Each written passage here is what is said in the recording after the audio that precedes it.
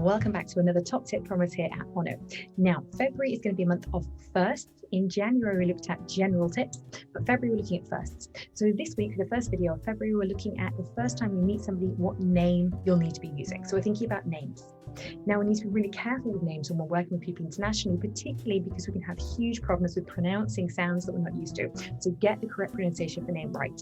If you're meeting somebody and you're reading their name off a card, off a guest list, off an email, be careful as well, because quite often two things. Lots of people who come over from China and work quite commonly with people in the UK and USA will select an English name they like, or an English version of their name, if there is one.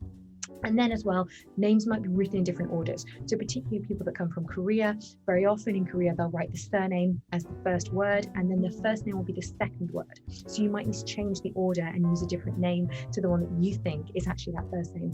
So just be really careful. There's loads of things to think about in terms of names. We've also got to consider as well whether or not we need to use titles or honorifics. So that's another thing to be really, really conscious of.